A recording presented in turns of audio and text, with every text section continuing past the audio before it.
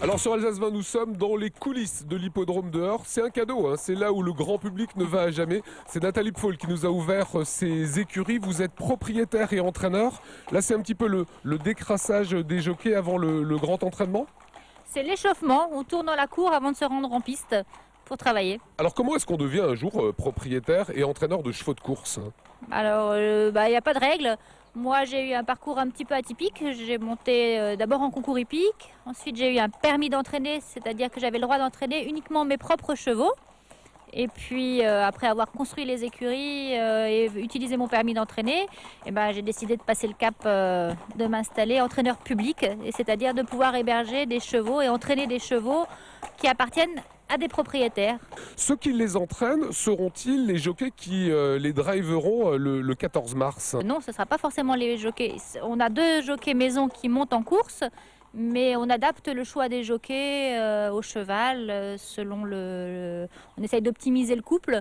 Donc on essaye de trouver le meilleur jockey qui va convenir au cheval le moment J. Alors ça c'est intéressant, ça veut dire que ce sont presque des jockeys mercenaires, c'est-à-dire ce sont les meilleurs qui ne connaissent pas forcément vos chevaux qui vont les monter. La première fois ils ne les connaissent pas, ensuite si l'osmose se fait et qu'on peut recontacter et revoir les mêmes jockeys, effectivement on essaye de garder, c'est quand même un couple, donc on essaye de garder le même couple, mais c'est pas une règle évidente. Voilà, c'est comparable finalement à un pilote de course, de voiture qui viendrait dans une écurie conduire le véhicule. Voilà, d'où l'intérêt de bien connaître son cheval en tant qu'entraîneur pour pouvoir, on appelle ça donner les ordres, c'est-à-dire expliquer au mieux comment monter le cheval en course et quels sont ses points forts, ses points faibles pour optimiser ses qualités et tirer parti de ses qualités le jour de la course.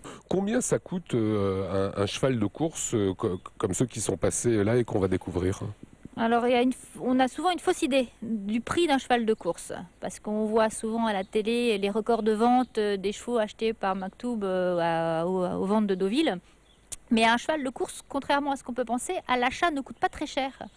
On va dire qu'avec 15-20 000 euros, on peut avoir un bon cheval de course. Soit on achète un très bon à plusieurs, ou alors plusieurs chevaux, afin d'avoir des partants régulièrement. Nous sommes ici à Heurt, alors c'est pas Auteuil, je dis Auteuil parce que c'est, ou Cannes-sur-Mer, ce sont de grands hippodromes avec de gros propriétaires. Est-ce qu'on peut gagner sa vie correctement en région? Je démarre dans ce métier, mais on est quand même, on sait peut-être pas Cagnes-Auteuil, mais c'est quand même un hippodrome de première catégorie, on est pôle régional, on a quand même un quintet qui se court à Strasbourg, le défi du galop, donc on a quand même de très belles courses. Il y a moyen de gagner beaucoup d'argent à Heurt, le tout c'est d'être capable de les gagner.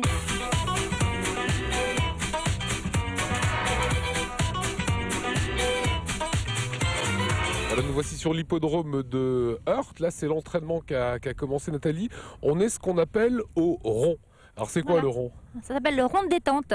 Donc, avant d'aller travailler, avant d'aller sur la piste, on vient tourner ici. Les chevaux se relâchent. Ils savent qu'ils vont aller travailler.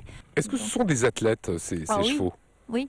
Ce sont des athlètes. À la base, on ne sait pas si ça va être des athlètes vraiment, quand ils ont 2 ans, quand on les récupère. Il faut un beau modèle, une bonne conformation. Ça, c'est la base. Donc, ce qu'il faut, c'est voir quel est le potentiel de votre cheval afin de l'exploiter au mieux de ses qualités. Et c'est comme un athlète, il faut le mental? Ah oui, tout à fait. Il y a vraiment... Le mental, c'est 90% à mon avis, c'est 90% d'un bon cheval de course. Est-ce que vous avez déjà gagné des grandes courses? On a gagné un quintet. Sur un quintet, vous gagnez combien, par exemple? Ça dépend des quintets, 22 000 euros, quelque chose comme ça. D'accord, donc pas mal. Oui, quand même. Il faut en gagner plusieurs pour bien vivre. Ouais, il faut gagner plusieurs courses pour bien vivre, de toute façon.